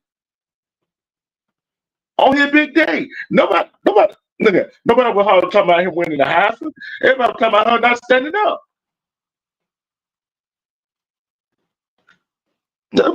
Come on, man. Look, I'm not gonna give her no grace. That's the problem. We want to give her some damn grace. Hell, what would the doggone grace when look at it. No court's gonna give no doggone grace go to the courtroom. Because she took the spotlight from him. With all these stuff that been put out there, they go on social media, they putting their life on social media out there and saying this, and this. What the hell you think gonna happen?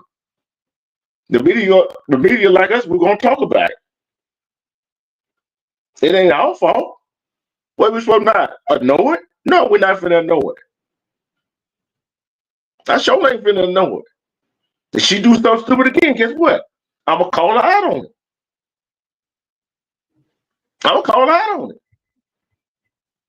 Stop talking and get off social media. Stop talking about what's going on in your relationship on social media.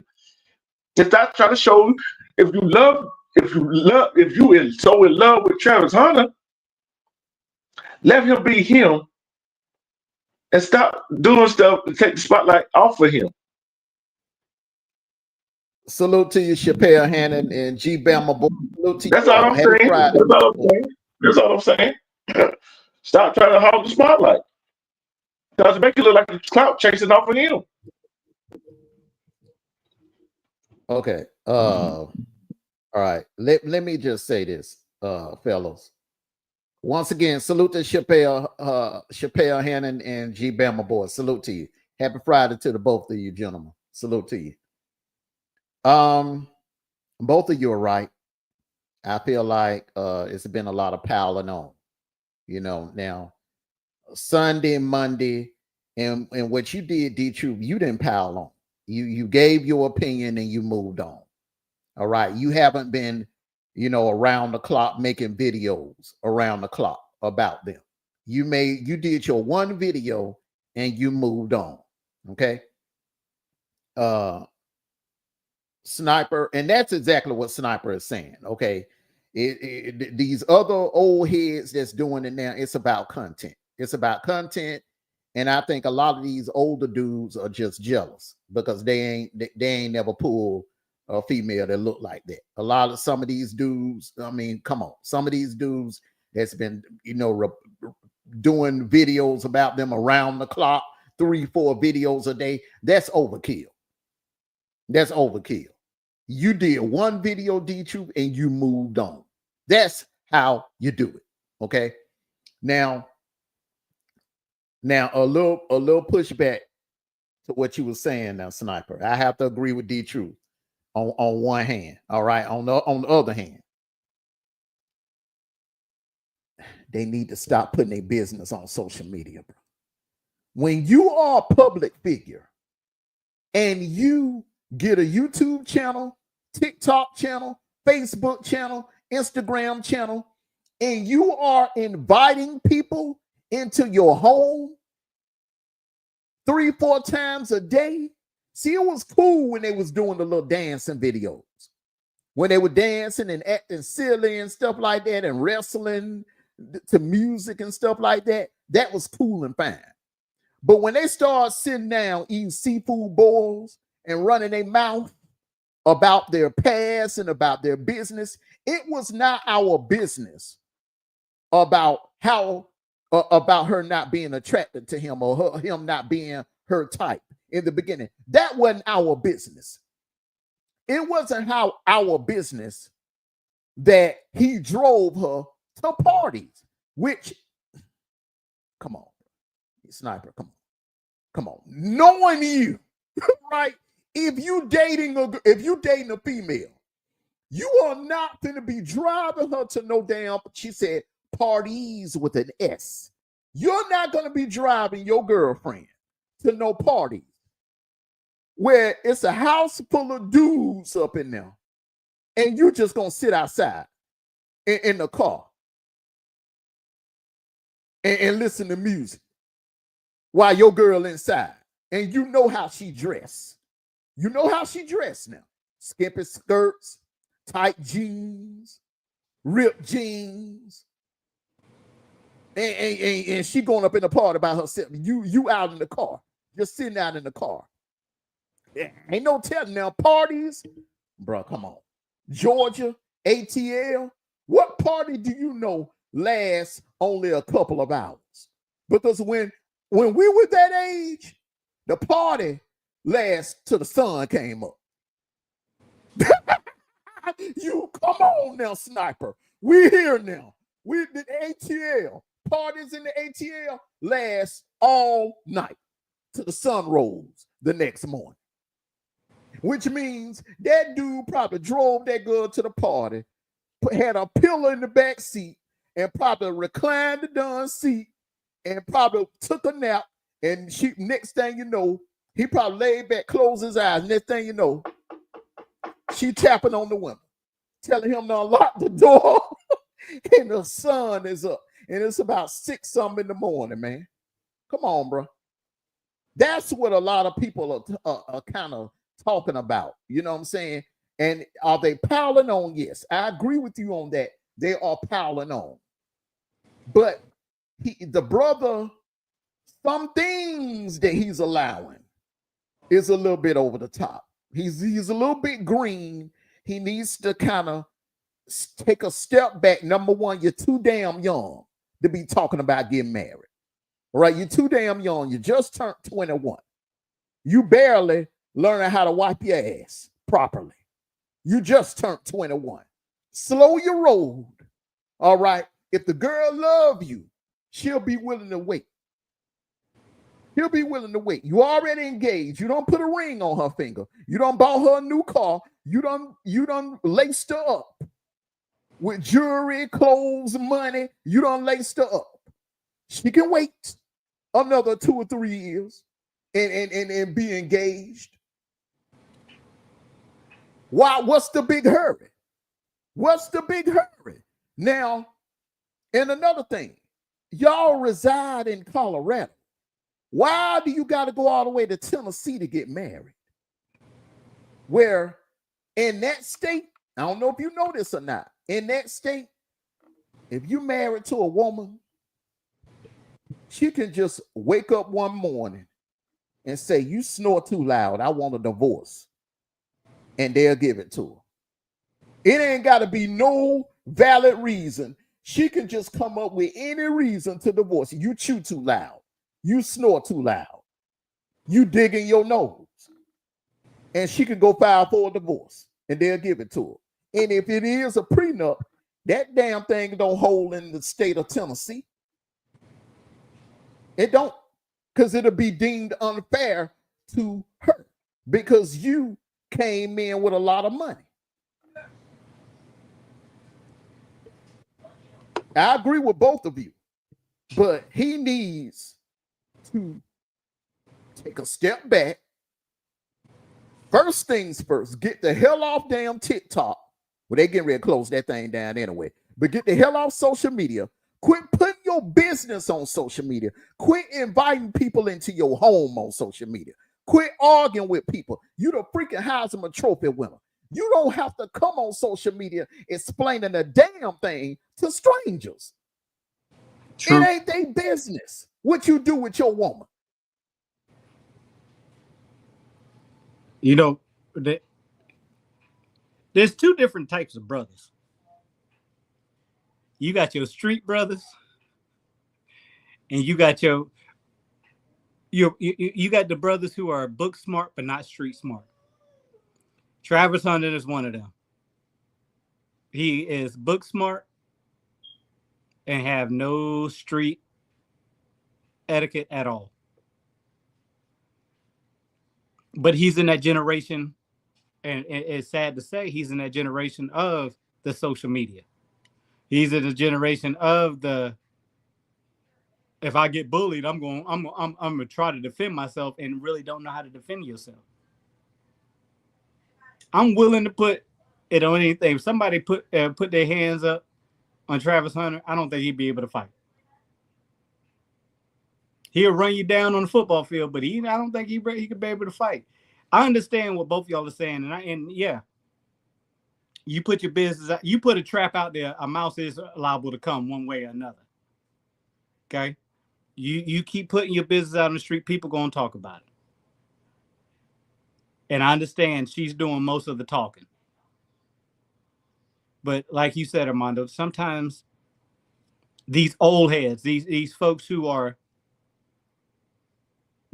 that's out there, that's been doing journalism for 50 to 40 years, they need to give this up. You talk about people of your time. Stop messing with the folks that's younger than you. That you know what I'm saying? Leave it at that.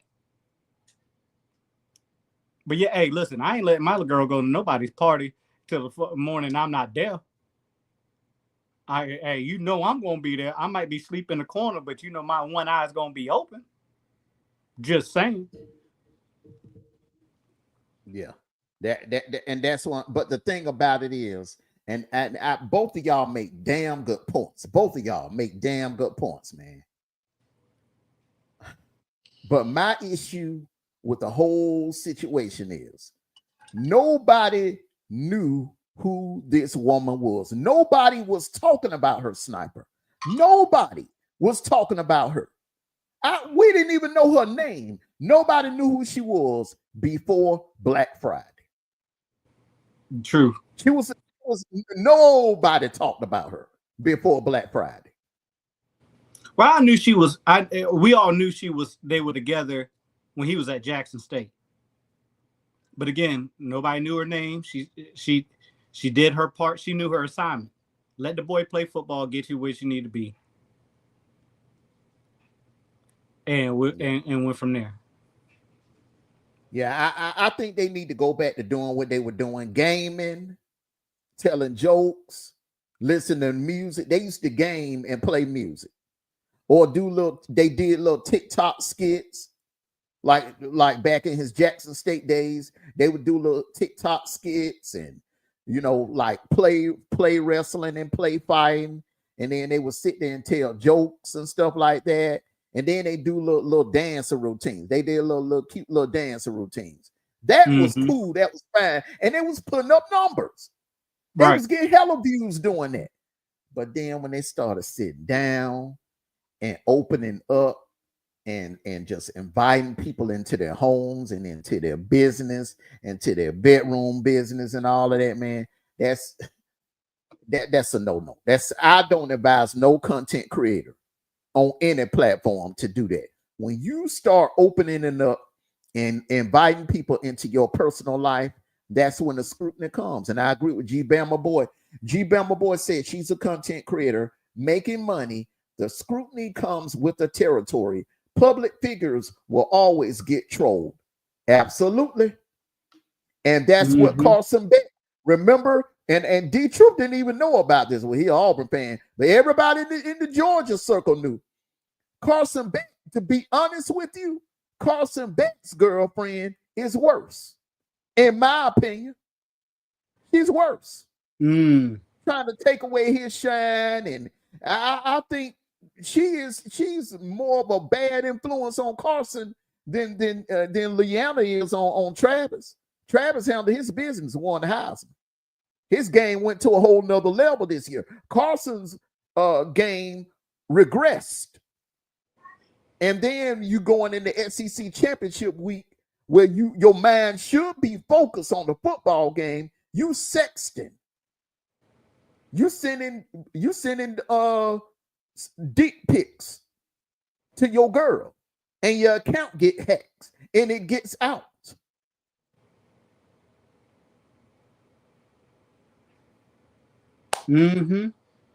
That's what I'm saying. But look, it could be worse. Go ahead, Tony. Hey, Armondo, it could be worse. You could have been sending D pics to the head coach daughter. Yeah, that's hey man, that's crazy right there. That is crazy. That reminds me of what happened with Jimbo's wife, where the Florida player was smashed. Allegedly, I think I snapped. Allegedly, it ain't no allegedly, but I just say allegedly because it's we on the air. The Gators player, and he wasn't even a starter, man. He was like a second or third stringer.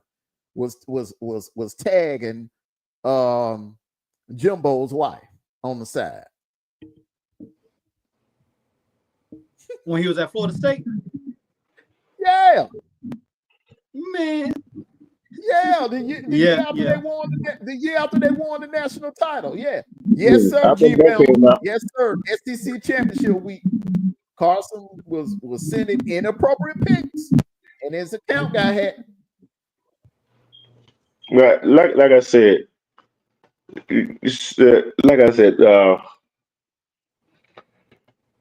some stuff we don't need to know about, especially what going on with these players, whatever.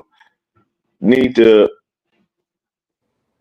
do even some of the men, some of the women, that athletes that deal with men and women that's not athlete that they with. They need to sit down and talk like, oh, this is what we're not going to do right here on social media. This is what we're not going to do. Or we're not going to put this out there. We're not going to do that out there. You know what I'm saying?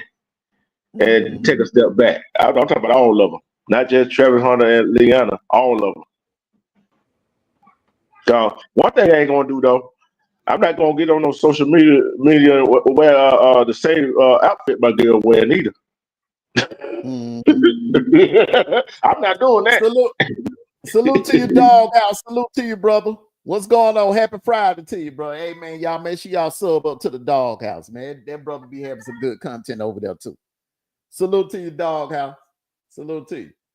All right, now who's gonna do the honors and go first? All right, got the bracket right here. We did our bracket back in August. Some of our teams are still in it, but you got some teams in here that definitely definitely was not on our brackets back in August. So who's gonna go first? Hey, go ahead, D-True. I go first. Indiana, SMU, Tennessee, and Texas. Wait. All right, we're gonna go game by game now. Tonight's game, Indiana. You pick Indiana. Yeah. Indiana will go on to the Sugar Bowl and play Georgia. All right. So tomorrow's game, SMU, Penn State. SMU. All right. Tennessee, Ohio State. Tennessee. He ain't hesitate, bro. Clemson and Texas. Texas. All right. Okay. All right. So now we're in the quarterfinals. Let's go to the Sugar Bowl. Indiana, Georgia. No Carson Beck.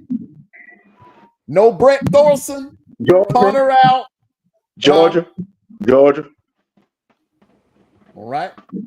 SMU. Wait a minute, hold on. Hold on. You picking? Hold on. No, you picking SMU?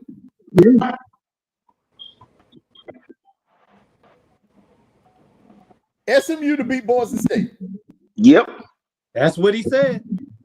Okay. All right. So so we got Oregon and Tennessee in the Rose Bowl. Guess what? Hey, guess what? It's gonna be an all SEC matchup. Texas and Tennessee. And so so you picking Texas to win the Peach Bowl. Okay. So we got the Orange Bowl and the Cotton Bowl. All right. So let's start with the Orange Bowl. SMU versus Georgia. I gotta go with the Bulldogs. All right. Let's go for round 2 of Tennessee and Georgia. And we ain't gonna have no three-peat of Texas and Georgia. We ain't gonna have no three-peat. Lord, I hope not.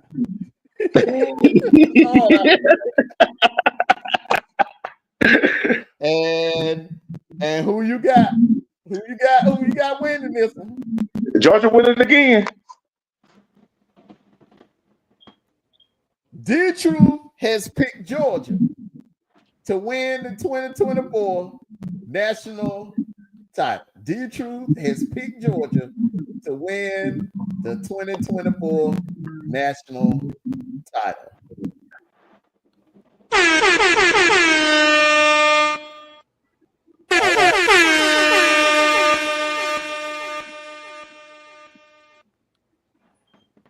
All right. Screenshot that. D-Truth, you need a minute to screenshot this? I already got it. On record. I already got it. Okay. I already know who I picked. All right, Sniper, you ready? Let's go, Indiana. You got Indiana winning tonight. Okay, tomorrow, 12 noon, Penn State, SMU. Penn State. Tennessee. Upset, Clemson. Dang. Okay. All right. Okay. Georgia. Okay. Sugar Bowl. Indiana, Georgia. You already know. Give me Penn State for the upset. Penn State gonna beat Boise State. Yep. All right. We're gonna go Oregon. Okay. Arizona State. Dang. Okay, so you got an all Pac-12 semifinal and a Big Ten SEC showdown in the Orange Bowl. Penn State versus Georgia. Who you got? Hey, I got my dogs. Hold on, D-Truth. Hold on. All right. And the Cotton Bowl. Who you got? Arizona State, Oregon. Oregon. All right. In Atlanta, Georgia, January the 20th. Who you got winning it all? Glory, glory to our Georgia. Glory, glory to our Georgia.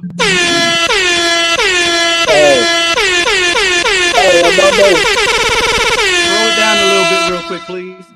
Hey, Armondo, I got to correct you on one thing. Oregon is not in the Pac-12 no more. Well, you know, old school Pac-12. Yeah. Old school Pac-12. I know Arizona State in the Big 12, but you know what I mean, man. Yeah. Hey, I got that screenshot. We don't go write all this down. You got it, Tony? I got it. All right. Your choice is now. Between Indiana and Hold on, man. I gotta do this proper, man. I gotta have some music. You ain't gotta do no proper. You ain't gotta do no proper. Indiana or Ohio State. Who you taking? Woo!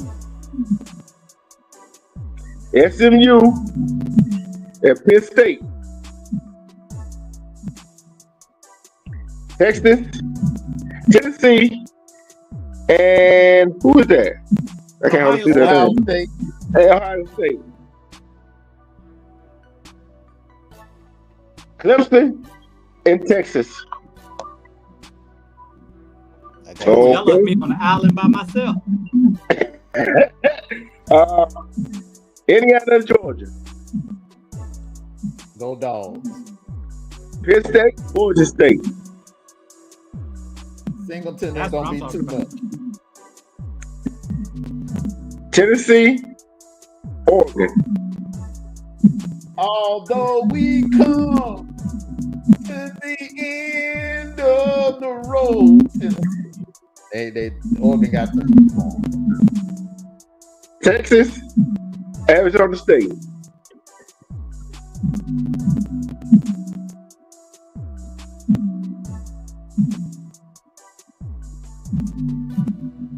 Really? that Texas. Georgia, That's a hard one, but I that damn defense Texas got it. Georgia, or Penn State.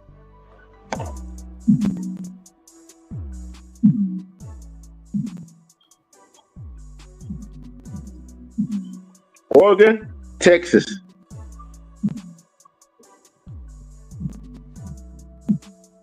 Georgia and Oregon. Who you pick to win the national championship? Georgia defense will lock Oregon down. Oregon's defense won't run out of gas against Georgia. Rolling with the Dogs.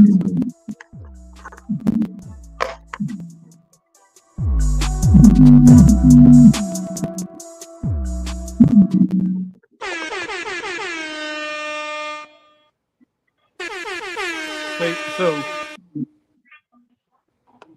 the I don't only think thing all that of them only play. thing that we differ on.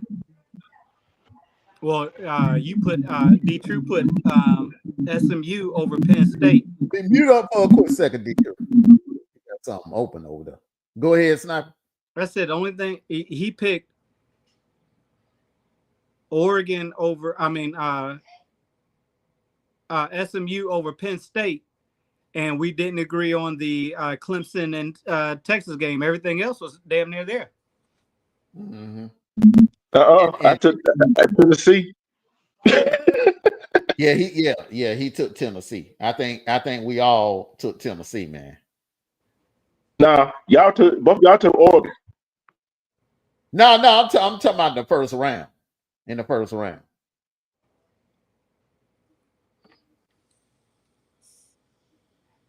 But we all took Georgia all the way though. Mm-hmm. I mean, because you look at it seriously. You look at it. What defense out there right now, and you know we're gonna be running stadiums at 5 o'clock in the morning. What defense right now is better than Georgia's defense? But no reason with Georgia SEC teams making it to where they made it at because the caliber of teams that they played in the SEC and how tough the SEC was. See what I'm saying? So, and it's a tough. That's a tough gauntlet in itself without the other three games.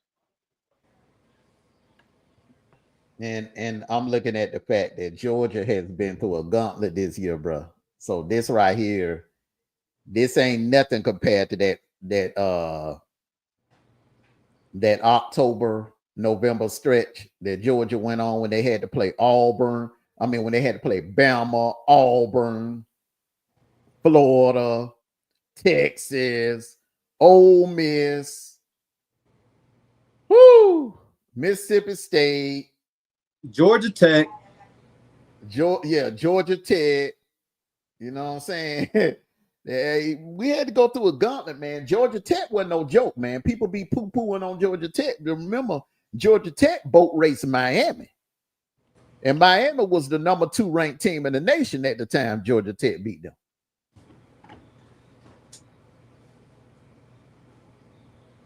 Oh. All right. fellas. It's been a great road to Atlanta pregame show. But all good things must come to an end. Man, this is going to be a good game tonight. I've been going back and forth about this game. Indiana-Notre Dame. This is going to be a game. When I tell you we as college football fans, we are about to be spoiled this weekend. We are about to be spoiled rotten. And when I tell you, when I made that comment early, that I wish they would have more on-campus playoff games, everybody's going to find out firsthand tonight. And you're going to witness how lit. It's going to be amazing how much fervor you see throughout that stadium tonight. Yeah. You're gonna get every bit. You're gonna get every bit of what you asked for tonight. Mm-hmm. But I still gonna pick the popcorn guy to be the player of the game for tonight. Since D-Truth didn't want to talk about the quarterbacks, I'm gonna talk about the popcorn guy, the one in the section 400. He gonna make some pretty good passes. All right, man. We're gonna go on with our final thoughts. We'll start with you, Sniper. We here now. We here on our road to Atlanta. Teams just do what you've been doing to get you there. Amp it up a little bit. Offense, it's good. The one thing is differences between offense and defense is that you can amp it up on defense. Offense, you gotta keep it what you know. Mm-hmm. Keep it to what you know. And tonight's going to set it off. It's going to be a great game tonight. I hope y'all don't get too drunk watching this game, because I think this game is going to be one of those that y'all going to start drinking by middle of the second quarter. Because it's going to make you like, yeah, it's going to go back and forward. I believe it's going to go back and forward. Mm-hmm. But hey, other than that, your boy enjoys loving talking to y'all. Y'all got anything, y'all let us know. And I'm your boy, Sniper, and I'm out. D-True? Well, I'm gonna say this right here. It's been a long road. We're almost at the end of it. All I gotta say, good luck to all 12 teams that's in there. There'll only be one champion. For all the people thinking that other teams that didn't make the playoff ain't gonna win the championship, guess what? If your team in the playoff, y'all don't win, guess what? Y'all just like the rest of us. We're not the champion either. But hey, have fun, be safe, and stay warm and stay healthy.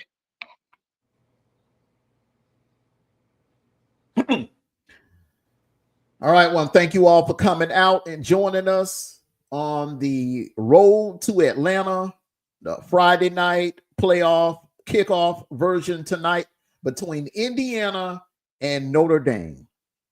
And I just want to say this here real quick. To those of you fans of and your team is participating in its very first annual 12-team playoff, cherish this moment, because the bracket could look totally different next year. There's no guarantees that your team will make it back to the playoffs, okay? Ask Florida State fans. They were in the first inaugural playoff back in 2014, and that was it. Their team has not been back in it. Oregon just made it back this year. This is their first time being in the playoffs since 2014, when they lost the championship game to Ohio State. So cherish these moments. If you're going out to the games, please be safe, wrap up, stay warm. If you're down here in Georgia, wrap up, stay warm. It's in the 30s. Be safe out there. This is the holiday season, wonderful time of the year. But unfortunately, this time of the year also brings out the evil and bad in certain people. So please be safe out there. Be aware of your surroundings, especially you beautiful ladies. Follow the buddy system, travel in packs. Try not to wander off and go places. Go to the malls, to the gas stations by yourself. Please make sure that you have someone with you at all times. Unfortunately, we have bad people out here with bad intentions. That's the world we live in now. And I would also like to spend a special get well shout out to our sis UKnew. We love you. Hope that you wishing you a speedy recovery, and we hope to see you back here with us up here on the panel, chopping it up with us here real soon. We love you from the bottom of our hearts, sis. Get well. I will be calling you and checking on you, making sure you're okay. All right, but boy's gonna hold it down. Your boy's gonna hold it down while you rest up. So rest up and get well and get on back with us. Hey, and also to Red Rock, our other Wolfpack brother, you get well too, bro. If you're listening, get well. Yeah, I wanted to say congratulations to Cody Barnes becoming an assistant head coach at US, I think at South Florida.